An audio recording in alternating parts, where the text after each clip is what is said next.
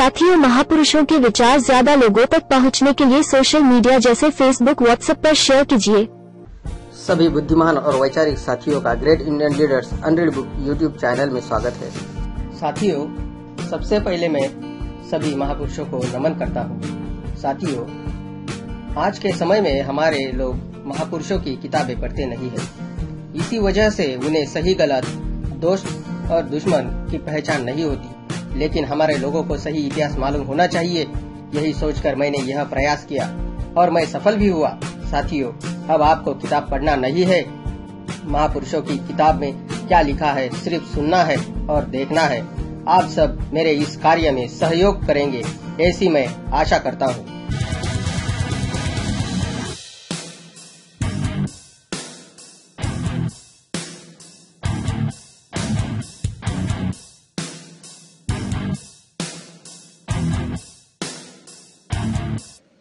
हरिजन 15 अगस्त 1936 परिशिष्ट 2 डॉक्टर भीमराव अम्बेडकर द्वारा महात्मा को उत्तर 1। मैं महात्मा का बड़ा आभारी हूँ कि उन्होंने जाति पर जात पात तोड़क मंडल के लिए लिखे गए मेरे भाषण पर अपने समाचार पत्र हरिजन में विचार व्यक्त करके मुझे सम्मानित किया है। मेरे भाषण के पुनरावलोकन के परिशीलन से पता चलता है कि महात्मा मेरे जाति पर व्यक्त किए गए विचारों से पूरी तरह असहमत है। मैं अपने विरोधियों के वाद विवाद में नहीं पड़ना चाहता हूँ, जब तक अन्यथा कार्यवाही करने के विशेष कारण मुझे मजबूर न करे। यदि मेरा विरोधी शूद्र और अज्ञात व्यक्ति होता तो मैं उसके पीछे नहीं पड़ता, लेकिन मेरे विरोधी महात्मा स्वयं है। इसलिए मैं महसूस करता हूँ कि मुझे उन मुद्दों का प्रत्युत्तर देने का प्रयास अवश्य करना चाहिए जो उन्होंने उठाए हैं। यद्यपि मैं आभारी हूँ, उन्होंने मेरा सम्मान किया है। मुझे इस बात पर आश्चर्य है कि महात्मा ने मुझ पर आरोप लगाया है कि भाषण न देने के बाद भी भाषण इसलिए प्रकाशित किया है कि मेरा प्रचार हो और लोग मुझे भूल न जाए। महात्मा चाहे जो कहे, भाषण प्रकाशित करने का मेरा उद्देश्य केवल यह था कि हिंदू सोचे और अपनी स्थिति को जाने। अगर मैं ऐसा कहूँ कि मैं अपने प्रचार के पीछे नहीं हूँ, क्योंकि मेरी इच्छा और आवश्यकता से अधिक मेरी प्रसिद्धि पहले से ही है। लेकिन यदि मान भी लिया जाए कि मैंने प्रसिद्धि पाने के उद्देश्य से भाषण छापा है, तो मेरे ऊपर पत्थर कौन फेंक सकता है? निश्चित रूप से वे नहीं, जो महात्मा की तरह कांच के मकान में रहते हैं। 2। प्रयोजन के अलावा भाषण में उठाए गए प्रश्न के बारे में महात्मा को क्या कहना है? पहली बात यह है कि जो मेरा भाषण पढ़ेगा उसे एहसास होगा कि महात्मा ने मेरे द्वारा उठाए मुद्दों को पूरी तरह छोड़ दिया और उन्होंने जो मुद्दे उठाए हैं वे मुद्दे उस भाषण से उत्पन्न नहीं हुए जिसे उन्होंने हिंदुओं के लिए मेरा अभियोग पत्र बताने में प्रसन्नता अनुभव की है। प्रमुख मुद्दे जिन्हें मैंने अपने भाषण में उठाए हैं उनको निम्नलिखित रूप में सूचीबद्ध किया जा सकता है। नंबर 1, यह कि जात पात ने हिंदुओं को बर्बाद किया है। नंबर 2, यह कि हिंदू समाज को चातुर्वर्ण के आधार पर पुनर्गठित करना असंभव है, क्योंकि वर्ण व्यवस्था रिश्ते हुए एक बर्तन की तरह है या उस आदमी की तरह है जो नाक की सीध में दौड़ रहा है।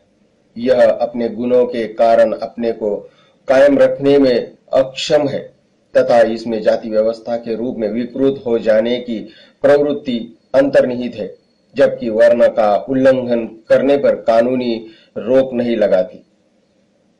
नंबर 3, यह कि चातुर्वर्ण के आधार पर हिंदू समाज को पुनर्गठित करना हानिकारक है, क्योंकि वर्ण व्यवस्था ज्ञान प्राप्त करने के अवसर से वंचित कर लोगों को निम्न कोटि बनाती है तथा अस्त्र धारण करने से वंचित कर उन्हें दुर्बल बनाती है। नंबर 4, यह कि हिंदू समाज को ऐसे धर्म के आधार पर पुनर्गठित करना चाहिए जिसमें स्वतंत्रता, समानता और भ्रातृत्व के सिद्धांत को मान्यता दी जाए। 5, यह कि इस लक्ष्य को पाने के लिए जाति और वर्ण के पीछे धार्मिक पवित्रता की भावना को नष्ट किया जाना चाहिए। नंबर 6, यह कि जाति और वर्ण की पवित्रता केवल तथा नष्ट हो जाती है, जिससे भाषण के मुख्य तर्क उसमें खो गए थे। 3, मैं महात्मा द्वारा उठाए गए प्रश्न के सार को जांचना चाहूंगा। महात्मा ने पहला प्रश्न उठाया है कि मेरे द्वारा उद्धृत उदाहरण प्रमाणित नहीं है। मैं स्वीकार करता हूं कि मैं इस विषय का विशेषज्ञ नहीं हूं, लेकिन मैं कहना चाहूंगा कि जो उदाहरण मैंने उद्धृत किए हैं वे श्री तिलक के लेखों से लिए गए हैं, जो संस्कृत भाषा और हिंदू शास्त्रों के जाने माने विद्वान थे। उन्होंने दूसरी बात कही है कि शास्त्र की व्याख्या विद्वानों द्वारा नहीं बल्कि संतों द्वारा की जानी चाहिए, और जैसा संतों ने समझा है कि शास्त्र जात पात और छुआछूत का समर्थन नहीं करते हैं।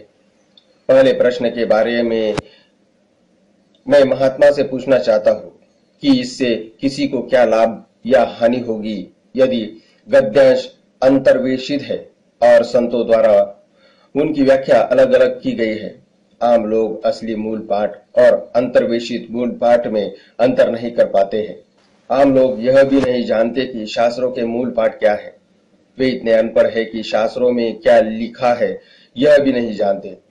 जो उनसे कहा जाता है वे उसी पर विश्वास कर लेते हैं, और उनसे कहा गया है कि शास्त्रों में जात पात और छुआछूत की प्रथा को धार्मिक कर्तव्य माना गया है। जहां तक संतों का प्रश्न है तो मानना पड़ेगा कि विद्वान लोगों की तुलना में संतों के उपदेश कितने ही अलग और उच्च हो। वे शोचनीय रूप से निष्प्रभावी रहे हैं। वे निष्प्रभावी 2 कारणों से रहे। पहला, किसी भी संत ने जाति व्यवस्था पर कभी भी हमला नहीं किया। इसके विपरीत वे जात पात की व्यवस्था के पक्के विश्वासी रहे हैं। उनमें से अधिकतर उसी जाति के होकर जिए और मरे जिस जाति के वे थे। ज्ञानदेव ब्राह्मण के रूप में अपनी प्रतिष्ठा से इतने उत्कृष्ट रूप से जुड़े हुए थे कि जब ब्राह्मणों ने उन्हें समाज में बने रहने से इनकार कर दिया तो उन्होंने ब्राह्मणों के पद की मान्यता पाने के लिए जमीन आसमान एक कर दिया था। और संत एकनाथ जो अछूत को छूने तथा उनके साथ भोजन करने का साहस दिखाने के लिए धर्मात्मा बने हुए थे, उन्होंने ऐसा इसलिए नहीं किया कि वे जात पात और छुआछूत के विरुद्ध थे, जबकि उनकी मान्यता यह थी कि प्रदूषण को पवित्र गंगा नदी अंत जासा विटाळ जासी गंगा स्नाने शुद्धत्व त्यासी। एकनाथी भागवत अध्याय 28, एकनाथी भागवत ओवी 119 में स्नान कर धोया जा सकता है। जहां तक मेरा अध्ययन है कि किसी भी संत ने जात पात और छुआछूत के विरुद्ध कोई अभियान नहीं चलाया। मनुष्य के बीच चल रहे संघर्ष से वे वंचित नहीं थे। वे मनुष्य और ईश्वर के बीच संबंध के लिए ही चिंतित थे। उन्होंने यह शिक्षा नहीं दी थी कि सारे मनुष्य बराबर है। यह एक बहुत अलग और बहुत हानिकारक प्रस्ताव है, जिसकी शिक्षा देने में किसी को कोई परेशानी नहीं होगी या जिसके मानने में कोई खतरा नहीं है। दूसरा कारण यह है कि संतों की शिक्षा प्रभावहीन रही है, क्योंकि लोगों को पढ़ाया गया है कि संत जाति बंधन तोड़ सकते हैं, लेकिन आम आदमी ये बंधन नहीं तोड़ सकता। इसलिए संत अनुसरण करने का उदाहरण नहीं बने, वह सम्मान योग्य धर्मपरायण व्यक्ति बने रहे। लोग जाति और छुआछूत में पक्का विश्वास करते हैं। यह दर्शाता है कि शास्त्रों की शिक्षाओं के विरुद्ध धर्मपरायण जीवन तथा आदर्शपूर्ण उपदेशों का उन पर कोई प्रभाव नहीं पड़ा है। इस प्रकार इस बात से कोई सांत्वना नहीं मिलती कि संत थे या एक महात्मा है जो शास्त्रों को थोड़े से विद्वानों और कई अज्ञानियों से अलग तरीके से समझते हैं।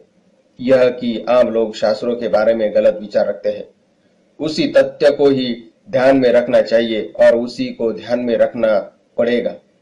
शास्त्रों की सत्ता को समाप्त किए बिना और कैसा व्यवहार किया जाए, जो आज भी लोगों के आचरण को संचालित करते हैं। इसी प्रश्न पर महात्मा ने विचार नहीं किया, लेकिन शास्त्रों की जड़ से मुक्त कराने की जो भी प्रभावशाली योजना महात्मा बताए, उन्हें यह मानना चाहिए कि किसी संत के धर्मपरायण जीवन से यह स्वयं ऊंचे उठ सकते हैं, लेकिन आम आदमी की संत और महात्माओं के प्रति यही मनोवृत्ति है कि वे उनका सम्मान करते हैं।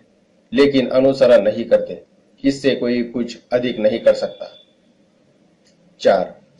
तीसरा प्रश्न महात्मा ने उठाया है कि चैतन्य, ज्ञानदेव, तुकाराम, तिरुवल्लुवर, रामकृष्ण परमहंस इत्यादि द्वारा ज्ञापित धर्म गुण रहित नहीं हो सकता, जैसा मैंने बताया है, और यह किसी भी धर्म को खराब नमूने से नहीं बल्कि सबसे अच्छे से परखना चाहिए। लेकिन क्या मामला यही समाप्त हो जाता है? मैं कहता हूं नहीं। प्रश्न अभी भी उठता है कि सबसे खराब इतने अधिक क्यों हैं और सबसे अच्छे इतने थोड़े से क्यों? मेरे दिमाग से इसके दो काल्पनीय उत्तर है। नंबर 1, कुछ अपने मूल दुराग्रह के कारण सबसे खराब है, जो नैतिक रूप से शिक्षणीय नहीं है, इसलिए धर्म के आदर्श के दूर दूर तक पहुंचने में अक्षम है। या नंबर 2, धर्म का आदर्श पूरी तरह गलत आदर्श के बावजूद सबसे अच्छे लोग बने रहे, वास्तव में गलत मोड़ को सही दिशा की और मोड़ दिया है। इन दो स्पष्टीकरण में से मैं पहले को मानने के लिए तैयार नहीं हूं, और मुझे विश्वास है कि महात्मा भी इसके विपरीत जलाने को जोर नहीं देंगे। मेरे विचार में दूसरा स्पष्टीकरण ही तर्कपूर्ण और उचित है। जब तक कि महात्मा के पास कोई तीसरा विकल्प यह समझाने के लिए न हो कि सबसे खराब इतने अधिक क्यों है और सबसे अच्छे इतने थोड़े से क्यों है, यदि दूसरा स्पष्टीकरण ही एकमात्र स्पष्टीकरण है, तब स्पष्ट रूप से महात्मा का यह कथन कि धर्म की परख इससे सबसे अच्छे मानने वालों से होती है, हमको कहीं नहीं ले जाता है, सिवाय इसके लिए उन बहुत से लोगों पर दया आती है जो गलत हो गए हैं, क्योंकि वे गलत आदर्शों की पूजा करने को बाध्य है। 5. महात्मा ने तर्क दिया है कि यदि संतों के उदाहरण को अपनाए तो हिंदू धर्म सहनीय हो जाएगा। इस संबंध में श्री H.N. बेल्सफोर्ड द्वारा लिखित भव्य लेख morality and the social structure, नैतिकता एवं सामाजिक संरचना देखें। अप्रैल 1936 के आर्यपथ में प्रकाशित हुआ है। महात्मा का यह तर्क भी अन्य कारण से गलत सिद्ध होता है। चैतन्य जैसे सुविख्यात संत का नाम लेकर मोटे और सबसे सरल तरीके से महात्मा सुझाव देना चाहते हैं कि ढांचे में मूलभूत परिवर्तन किए बिना हिंदू समाज सहनीय और सुखाल हो सकता है।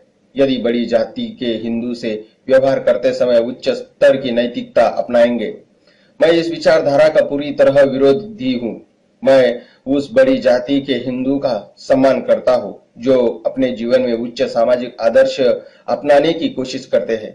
ऐसे लोगों के बिना भारत में रहना आज भी अधिक भद्दा और कम खुशहाल होगा। फिर भी जो इस बात पर निर्भर है कि वह बड़ी जाति के हिंदू को एक अच्छा इंसान बनाएंगे तथा व्यक्तिगत चरित्र सुधारेंगे, वह मेरे विचार से अपनी शक्ति बर्बाद कर रहा है और भ्रम पाले हुए है। क्या व्यक्तिगत चरित्र शस्त्र बनाने वाले को अच्छा आदमी बना सकता है? अर्थात जो आदमी गोला बेचता हो वह ऐसा गोला बनाए जो न फटे और जहर न फैलाए। अगर ऐसा नहीं हो सकता है तो आप कैसे मान सकते हैं कि जाति की चेतना से भरा व्यक्ति अपने व्यक्तिगत चरित्र के कारण अच्छा व्यक्ति हो सकता है? अर्थात वह व्यक्ति अपने साथियों को साथ मित्रता तथा समान व्यवहार कैसा करेगा? सच बात यह है कि यह अपने साथियों को जाति के आधार पर ऊंच और नीच मानेगा। किसी भी हालत में वह अपनी जाति वालों से जैसा बर्ताव करेगा वैसा दूसरों से नहीं करेगा। उससे यह आशा नहीं की जा सकती कि वह अपने साथियों के साथ रिश्तेदारों जैसा बर्ताव करेगा और उन्हें समान मानेगा। सच बात तो यह है कि हिंदू अपनी जाति के बाहर वाले व्यक्ति को पराया मानता है। उसके साथ भेदभाव करके भी दंड मुक्त रह सकता है और बिना शर्म किए उसके साथ धोखा कर सकता है या दावपेच खेल सकता है। कहने का मतलब है कि बेहतर और बदतर हिंदू मिल सकता है, लेकिन एक अच्छा हिंदू नहीं मिल सकता। ऐसा इसलिए नहीं है कि उसके व्यक्तिगत चरित्र में कोई कमी है। असल में अपने साथियों के साथ उसके संबंधों का आधार ही गलत है।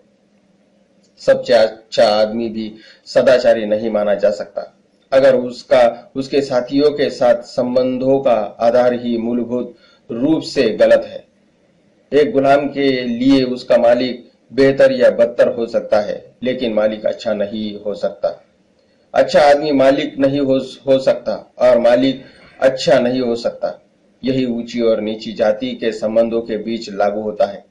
अन्य ऊंची जातियों के लोगों की तुलना में ऊंची जाति के व्यक्ति के लिए ऊंची जाति का आदमी बेहतर या बदतर हो सकता है। ऊंची जाति का व्यक्ति अच्छा नहीं हो सकता जब तक उसके पास ऊंची जाति का भेद करने के लिए छोटी जाति मौजूद है। छोटी जाति के लिए यह अच्छा नहीं है कि उसकी चेतना में यह बात बैठी है कि उसके ऊपर बड़ी जाति है। मैंने अपने भाषण में दलील दी थी कि वर्ण और जाति पर आधारित समाज एक ऐसा समाज है जो गलत संबंधों पर आधारित है। मैंने आशा की थी कि महात्मा मेरी दलीलों को नष्ट कर देंगे, लेकिन ऐसा करने की बजाय उन्होंने पृष्ठभूमि बताए बिना केवल चातुर्वर्ण में अपना विश्वास दोहराया है। नंबर 6, महात्मा जो उपदेश देते हैं क्या उसी के अनुसार आचरण करते हैं? जिस बहस का व्यापक रूप में प्रयोग होता है उसमें व्यक्तिगत उल्लेख पसंद नहीं किया जाता है, लेकिन जब कोई किसी सिद्धांत का उपदेश देता है और धर्म सिद्धांत मानकर उसे धारण कर लेता है तो यह उत्सुकता पैदा होती है कि वह जो उपदेश देता उस पर कितना आचरण करता है।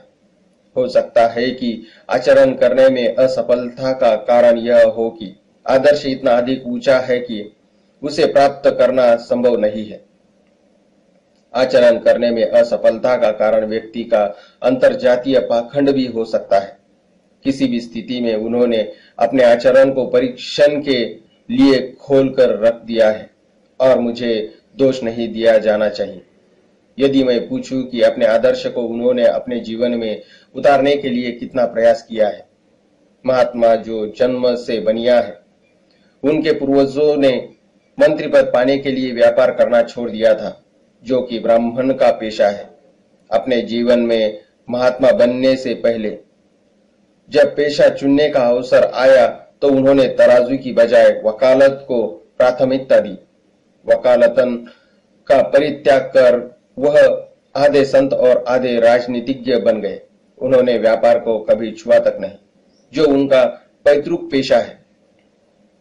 उनका सबसे छोटा पुत्र, मैं केवल उस पुत्र की बात कर रहा हूं जो अपने पिता का अनुयायी है, जो वैश्य के घर में जन्मा, लेकिन उसने एक ब्राह्मण लड़की से विवाह किया तथा जिसने एक बड़े पूंजीपति के समाचार पत्र में नौकरी को चुना है।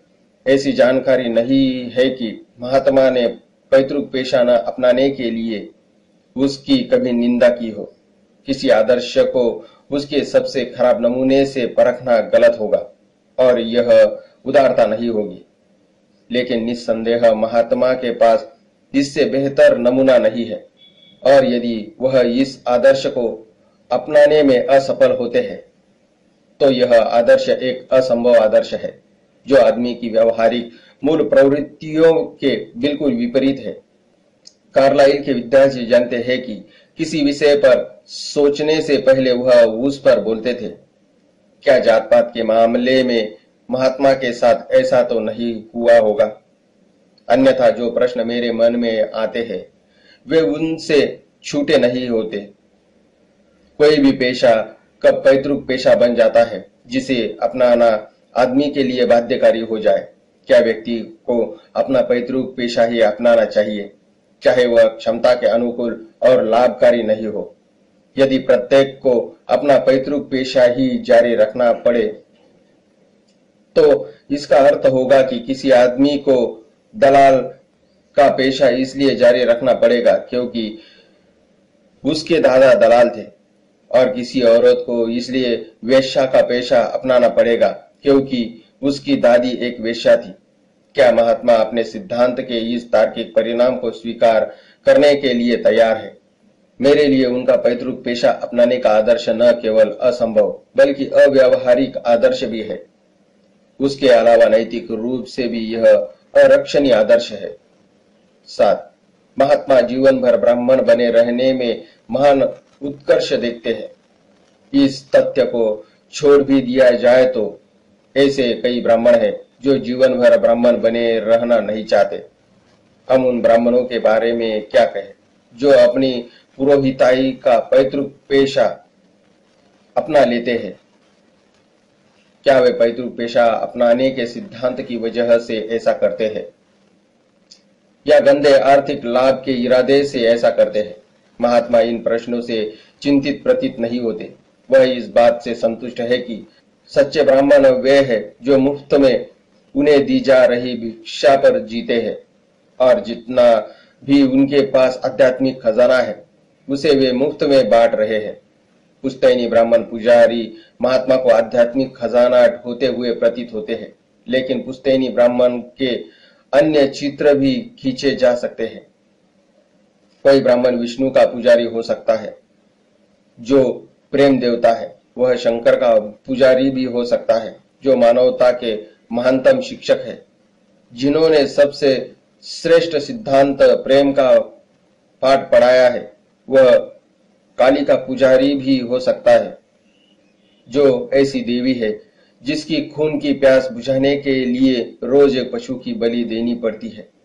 वह राम के मंदिर का पुजारी भी होगा जो क्षत्रिय भगवान है। वह परशुराम के मंदिर का पुजारी भी हो सकता है जो ऐसा भगवान है जिसने क्षत्रियों का नाश करने के लिए अवतार लिया था।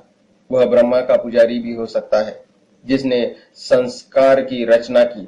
वह पीर का पुजारी भी हो सकता है जिसका भगवान अल्लाह संसार के ऊपर ब्रह्मा का आध्यात्मिक प्रभुत्व का दावा बर्दाश्त नहीं करेगा। कोई यह नहीं कह सकता है कि जीवन का यह चित्र सही नहीं है। अगर यह सही चित्र है तो कोई नहीं जानता कि उन देवताओं और देवियों के प्रति भक्ति और धारणा करने के बारे में क्या कहा जाए कि उनके लक्षण इतने विरोधात्मक है कि कोई ईमानदार व्यक्ति उन सभी का भक्त नहीं हो सकता। हिंदू लोग इस असाधारण तथ्य को अपने धर्म का महानतम सद्गुण मानते हैं, जैसे कि उनकी उदारता, उनकी सहनशीलता और उदारता वास्तव में उदासीन शिथिल सिद्धांत निरपेक्षता के अलावा और अधिक प्रशंसनीय नहीं है। इन दो प्रवृत्तियों में बाहरी तौर पर भेद करना मुश्किल है, लेकिन अत्यावश्यक रूप से वास्तविक गुणों में ये इतने अधिक विभिन्न है कि गहराई से जांच करने वाला एक दूसरे को एक जैसा मानने की गलती नहीं कर सकता। यह कि एक व्यक्ति जो बहुत सारे देवी देवताओं का सम्मान करता है उसे सहनशीलता की भावना का सबूत माना जा सकता है, लेकिन क्या यह समय के साथ चलने की इच्छा से पैदा हुए पाखंड का सबूत नहीं है? मेरी पक्की धारणा है कि यह केवल पाखंड है। अगर यह दृष्टिकोण अच्छे आधार पर स्थापित है तो कोई पूछ सकता है कि उस व्यक्ति के पास कौन सा आध्यात्मिक खजाना है जो किसी भी देवी देवता की पूजा और आराधना करने के लिए तैयार है। न केवल ऐसा व्यक्ति आध्यात्मिक खजाने से दिवालिया हो गया है, बल्कि पुजारी के महान पेशे को बिना आस्था और बिना विश्वास के इसलिए अपनाता है क्योंकि साधारणतः वह सद्गुणों का संरक्षक नहीं है। यह वास्तव में एक महान पेशे का दुरुपयोग है जो धर्म की सेवा के अतिरिक्त और कुछ नहीं है। महात्मा इस सिद्धांत से चिपके हुए है कि हर व्यक्ति को अपना पैतृक पेशा अपनाना चाहिए। उन्होंने इसका कारण कहीं नहीं बताया है, लेकिन कोई कारण तो होना चाहिए। यद्यपि उन्हें खुलेआम कहने की चिंता नहीं है। वर्षों पहले उन्होंने अपने समाचार पत्र यंग इंडिया में जाति बनाम वर्ग विषय पर लिखते हुए कहा था कि जाति व्यवस्था वर्ण व्यवस्था से बेहतर है क्योंकि जाति द्वारा समाज में स्थिरता लाने के लिए सबसे उत्तम और संभव सामंजस्य स्थापित किया जा सकता है। यदि यही कारण है कि महात्मा इस विचार से चिपके हुए हैं कि प्रत्येक व्यक्ति को अपना पैतृक पेशा ही अपनाना चाहिए, तो वे सामाजिक जीवन के मिथ्या विचार से चिपके हुए हैं। प्रत्येक व्यक्ति समाज में स्थिरता चाहता है और व्यक्तियों और वर्गों के संबंधों में कुछ सामंजस्य स्थापित होना चाहिए जिससे समाज में स्थिरता कायम हो सके। मेरा विश्वास है कि बातें कोई भी नहीं चाहता है। पहली बात जो कोई नहीं चाहता वह है निश्चल संबंध। कुछ ऐसा जिसे बदला न जा सके, कुछ ऐसा जो सार्वकालीन रूप से स्थिर रहे, क्योंकि बदलाव अवश्य भावी है। दूसरी बात जो कोई नहीं चाहता वह है केवल सामंजस्य। सामंजस्य की भी आवश्यकता है, लेकिन वह सामाजिक न्याय की बलि देकर नहीं किया जाना चाहिए।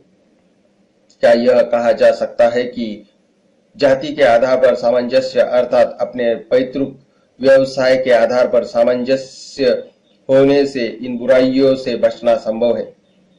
मैं मानता हूं कि ऐसा नहीं है।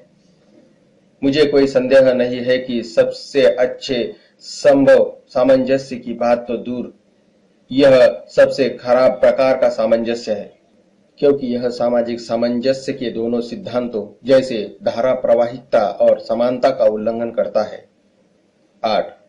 कुछ लोग सोचते हैं कि महात्मा ने बहुत प्रगति की है, क्योंकि वह अब केवल वर्ण में विश्वास करते हैं और जाति में विश्वास नहीं करते हैं, इसलिए अवतारों और पुनर्जन्म में भी विश्वास करते थे। वह जाति में विश्वास करते थे और पूरी शक्ति से एक रूढ़िवादी की तरह इसका समर्थन करते थे। उन्होंने सहभोजन, सहपान और अंतरजातीय विवाह की मांग की निंदा की थी और कहा था कि सहभोजन का विरोध करना चाहिए, क्योंकि इससे बहुत हद तक इच्छा शक्ति पैदा करने और सामाजिक शुद्धता बनाए रखने में मदद मिलती है। यह अच्छी बात है कि उन्होंने पाखंडी पूर्ण मूर्खता का परित्याग कर दिया है और स्वीकार किया है कि जात-पात आध्यात्मिक और राष्ट्रीय विकास दोनों के लिए हानिप्रद है, और हो सकता है कि उनके पुत्र का जाति के बाहर विवाह इन्हीं विचारों के परिवर्तन की देन है। लेकिन क्या महात्मा ने वास्तव में प्रगति की है? वर्ण की प्रकृति क्या है जिसे महात्मा मानते हैं? क्या वह यही वेदों की धारणा है जिसे दयानंद सरस्वती और उनके अनुयायियों आर्य समाजियों ने प्रतिपादित किया है? वेद में वर्ण की धारण का सारांश यह है कि व्यक्ति वह पेशा अपनाए जो उसकी स्वाभाविक योग्यता के लिए उपयुक्त हो। महात्मा की वर्ण की धारणा का सार यह है कि व्यक्ति को पैतृक पेशा ही अपनाना चाहिए, वह उसकी स्वाभाविक योग्यता अनुरूप हो या न हो। जाति और वर्ण में क्या अंतर है जैसे महात्मा ने समझा है? मैं कोई अंतर नहीं पाता हूँ। जो परिभाषा महात्मा ने दी है उसके अनुसार तो वर्ण ही जाति का दूसरा नाम है। इसका सीधा कारण यह है कि दोनों का सार एक है, अर्थात पैतृक पेशा अपनाना। प्रगति करना तो दूर, महात्मा ने अवनति की है। वर्ण की वैदिक धारणा की व्याख्या करके उन्होंने जो उत्कृष्ट था उसे वास्तव में उपहासास्पद बना दिया है। यद्यपि मैं वैदिक वर्ण व्यवस्था को अस्वीकार करता हूँ, जिसका कारण मैंने अपने भाषण में बताया है, लेकिन मैं मानता हूँ कि स्वामी दयानंद एवं कुछ अन्य लोगों ने वर्ण के वैदिक सिद्धांत की जो व्याख्या की है बुद्धिमत्तापूर्ण है और घृणास्पद नहीं है। मैं यह व्याख्या नहीं मानता कि जन्म किसी व्यक्ति का समाज में स्थान निश्चित करने का निर्धारक तत्व है, वह केवल योग्यता को मान्यता देती है। वर्ण के बारे में महात्मा के विचार न केवल वैदिक वर्ण को मूर्खतापूर्ण बनाते हैं, बल्कि घृणास्पद भी बनाते हैं। वर्ण और जाति दो अलग अलग धारणाएं हैं। वर्ण इस सिद्धांत पर टिका हुआ है कि प्रत्येक को उसकी योग्यता के अनुसार, जबकि जाति का सिद्धांत है कि प्रत्येक को उसके जन्म के अनुसार। दोनों में इतना ही अंतर है जितना खड़िया और पनीर में। वास्तव में दोनों विपरीत है। अगर महात्मा विश्वास करते हैं, जो वह अवश्य करते हैं, कि प्रत्येक को अपना पैतृक पेशा अपनाना चाहिए, तो निश्चित रूप से जात पात की वकालत कर रहे हैं तथा इसको वर्ण व्यवस्था बताकर न केवल परिभाषिक झूठ बोल रहे हैं, बल्कि बदत्तर और हैरान करने वाली भ्रांति फैला रहे हैं। मेरा मानना है कि सारी भ्रांति इस कारण से है कि महात्मा की धारणा निश्चित और स्पष्ट नहीं है कि वर्ण क्या और जाति क्या है, तथा हिंदुत्ववाद के संरक्षण के लिए इसमें से किसकी जरूरत है। उन्होंने कहा है कि और वह आशा करते हैं कि वह अपने विचार बदलने के लिए कोई रहस्यवादी कारण नहीं ढूंढते कि जाति हिंदू धर्म का सार नहीं है। क्या वे वर्ण को हिंदू धर्म का सार मानते हैं? अभी भी कोई सुनिश्चित उत्तर नहीं दे सकता है। उनका लेख डॉक्टर अंबेडकर का अभ्यारोपण पढ़ने वाले को भी कहेंगे नहीं। अपने लेख में वह नहीं बताते कि वर्ण का धर्म सिद्धांत हिंदूवादी पंथ का एक आवश्यक हिस्सा है। वर्ण को हिंदू धर्म का सार बताने की बजाय वह कहते हैं कि हिंदू धर्म का सार इस कथन में निहित है कि एक और केवल एक सत्य ही ईश्वर है और अहिंसा मानव परिवार का एक कानून इसकी सुस्पष्ट स्वीकृति है। लेकिन श्री संत राम के पत्र के उत्तर में लिखे लेख को पढ़ने वाले हाँ कहेंगे। उस लेख में उन्होंने कहा है कि एक मुसलमान कैसे मुसलमान रह सकता है यदि वह कुरान को अस्वीकार करता है, या एक ईसाई कैसे रह सकता है यदि वह बाइबिल को अस्वीकार करता है। यदि जाति और वर्ण विनिमय शब्द है और यदि वर्ण शास्त्रों का अंगभूत भाग है जो हिंदू धर्म को परिभाषित करता है, तो मैं नहीं जानता कि जाति अर्थात वर्ण को अस्वीकार करने वाला अपने आप को हिंदू कैसे कहला सकता है। फिर यह छल कपट क्यों? महात्मा हिचकिचा क्यों रहे हैं? वह किसको प्रसन्न करना चाहते हैं? क्या संत सत्य का अर्थ समझने में असफल हो गए हैं? वह किसको प्रसन्न करना चाहते हैं? क्या संत सत्य का अर्थ समझने में असफल हो गए हैं, या क्या राजनीतिज्ञ संत के रास्ते में रोड़ा बन रहे हैं? महात्मा की भ्रांति का वास्तविक कारण क्या इन दो साधनों से पता लगाया जा सकता है।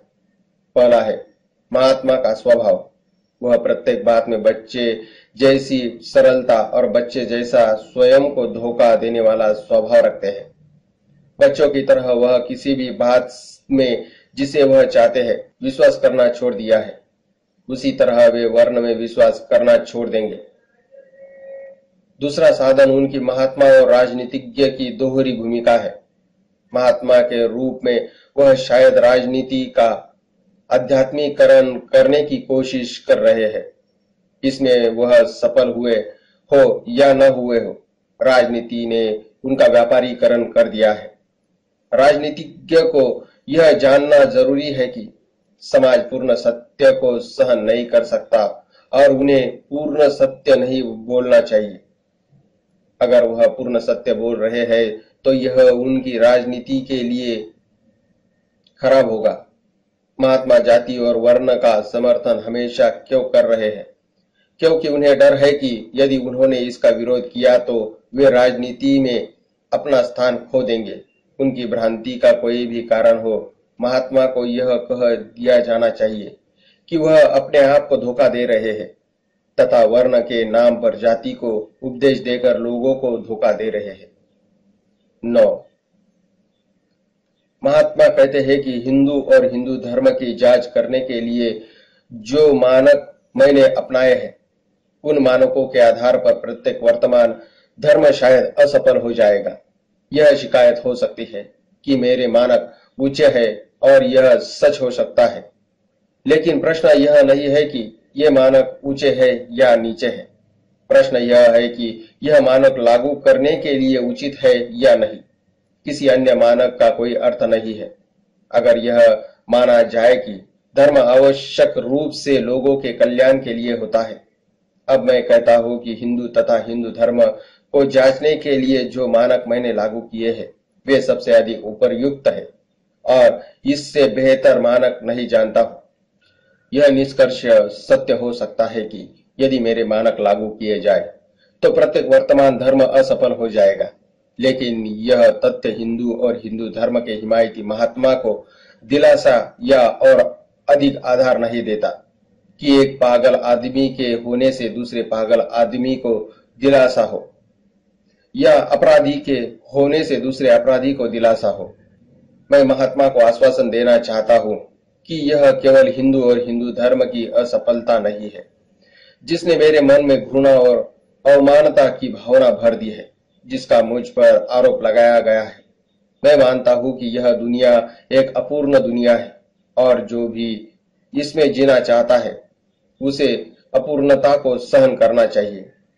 लेकिन जबकि मैं समाज की अपूर्णता तथा कर्मियों में जीने के लिए तैयार हूं, जिसमें मुझे कठिनाई से आगे बढ़ना मेरी नियति है, तो मैं महसूस करता हूं कि उस समाज में जीने के लिए मैं सहमत नहीं हूं जो गलत आदर्शों को संजोए रखता है, या एक ऐसा समाज जिसके आदर्श ही है परंतु वह अपने सामाजिक जीवन को उन आदर्शों के अनुरूप ढालना नहीं चाहता है। अगर मुझे हिंदू और हिंदू धर्म से ऊब पैदा होती है तो यह इसलिए है क्योंकि मुझे विश्वास है कि वे गलत सिद्धांतों और गलत सामाजिक जीवन का पोषण करते हैं। हिंदू और हिंदू धर्म में मेरा झगड़ा इसके सिद्धांतों से है। 10. मुझे प्रतीत होता है कि हिंदू समाज को नैतिक पुनरुद्धार की आवश्यकता है, जिसे विलंबित करना खतरनाक होगा। प्रश्न यह है कि इस नैतिक पुनरुद्धार को कौन निर्धारित और नियंत्रित कर सकता है। स्पष्ट रूप से वे लोग जो अपना बौद्धिक पुनरुद्धार कर चुके हैं, और वे जो इतने ईमानदार हैं कि बौद्धिक उद्धार से पैदा हुए दृढ़ विश्वास को दिखाने का साहस जिनके पास है। इस मानक से जांचने से पता चलता है कि माने हुए हिंदू नेता मेरा विचार से इस कार्य के लिए बिल्कुल अयोग्य है। यह कहना असंभव है कि वे प्रारंभिक सिद्धांतों रूप से भी भौतिक पुनरुद्धार कर चुके हैं। अगर आपको धोखा देंगे और न सही वे आदिम अज्ञान का फायदा ही उठाएंगे, जैसा कि आजकल देखा जाता है। टुकड़े टुकड़े होते हिंदू समाज के बावजूद भी ये नेतागण निर्लज्जता से पुराने सिद्धांतों की दुहाई देंगे, जिनका हर हालत में वर्तमान से संबंध समाप्त हो चुका है, जो आरंभिक दिनों में कितने भी उपयुक्त रहे हो। वे अब मार्गदर्शक की बजाय एक चेतावनी बन चुके हैं। वे प्रारंभिक सिद्धांतों के प्रति अभी भी रहस्यपूर्ण सम्मान रखते हैं, जो उन्हें अनिच्छुक नहीं बल्कि समाज की नींव की जांच करने का विरोधी बनाते हैं। हिंदू लोग वास्तव में अपनी मान्यता के निर्माण में अविश्वसनीय रूप से ध्यान नहीं देते। यही हाल हिंदू नेताओं का है। बदतर बात यह है कि अब कोई उनकी संगति छुड़ाने का प्रस्ताव करता है तो वे अपनी मान्यताओं के लिए अवैध भावनावेश से भर जाते हैं। महात्मा कोई अपवाद नहीं। ऐसा लगता है कि महात्मा सोचने में विश्वास नहीं करते, वह संतों का अनुसरण करने को प्राथमिकता देते हैं। एक रूढ़िवादी की तरह वे पवित्र धारणा में श्रद्धा करते हैं। उन्हें डर है कि यदि एक बार उन्होंने सोचना शुरू किया तो कई आदर्शों और मान्यताओं का जिनसे वह चिपके हुए हैं सत्यानाश हो जाएगा। प्रत्येक को उनसे सहानुभूति होना चाहिए। स्वतंत्र सोच का प्रत्येक कार्य स्पष्टतया स्थिर दुनिया के कुछ भाग को संकट में डाल देता है, लेकिन यह भी उतना ही सच है कि संतों पर निर्भर रहकर ही हम सत्य को नहीं जान सकते। आखिर संत भी मनुष्य है, और जैसा कि लॉर्ड वेल्फोर ने कहा है, सुअर की थूथनी से अधिक मनुष्य का दिमाग सत्य का पता लगाने वाला उपकरण नहीं है। जहां तक वह सोचते हैं, मुझे वह हिंदुओं के पुरातन ढांचे के लिए समर्थन ढूंढने हेतु बुद्धि का दुरुपयोग करते प्रतीत होते हैं। वह इसके सबसे प्रभावशाली समर्थक है और इसलिए हिंदुओं के सबसे बड़े दुश्मन है। महात्मा से अलग ऐसे हिंदू नेता भी है जो केवल विश्वास और अनुसरण करने से ही संतुष्ट नहीं है। वे सोचने का साहस करते हैं और अपनी सोच के परिणाम के अनुसार कार्य करते हैं, लेकिन दुर्भाग्यवश या तो वे बेईमान लोग हैं, या जब लोगों को सही मार्गदर्शन देने का प्रश्न उठता है तो वे उदासीन बन जाते हैं। लगभग सभी ब्राह्मणों ने जाति के नियम का उल्लंघन किया है। जूते बेचने वाले ब्राह्मणों की संख्या उनसे अधिक है जिन्होंने पुरोहिताई छोड़ दी है। उन्होंने न केवल ऐसे व्यवसाय अपना लिया है जो उनके लिए शास्त्रों द्वारा वर्जित है, लेकिन ऐसे कितने ब्राह्मण हैं जो रोज जाति का नियम तोड़ते हैं, जो जाति और शास्त्रों के विरुद्ध उपदेश देंगे, क्योंकि उसकी मूल प्रवृत्ति और नैतिक विवेक उनकी दृढ़ धारणा का समर्थन नहीं कर सकता। लेकिन ऐसे सैकड़ों हैं रोज जाति को तोड़ते हैं तथा शास्त्रों को रोनते हैं, लेकिन जो जाति के सिद्धांत और शास्त्रों की पवित्रता के कट्टर समर्थक है। यह दोगलापन क्यों? क्योंकि वे महसूस करते हैं कि यदि जाति का जूता लोगों ने उतार फेंका तो ब्राह्मण वर्ण की सत्ता और सम्मान के लिए वे संकट पैदा कर देंगे। बुद्धिजीवी वर्ग की इस बेईमानी से आम लोग उनके विचारों के फल से वंचित हो जाते हैं। यह एक लज्जाजनक तथ्य है। मैं तो अर्नोल्ड के शब्द है, हिंदू दो दुनिया में विचर रहे हैं, एक है मृत दुनिया और दूसरी शक्ति रहित जन्म लेने वाली। उन्हें क्या करना चाहिए? महात्मा जिससे वे मार्गदर्शन की अपील करते हैं वह सोचने में विश्वास नहीं करते, इसलिए मार्गदर्शन नहीं कर सकते जो अनुभव की कसौटी पर खड़ा उतरे।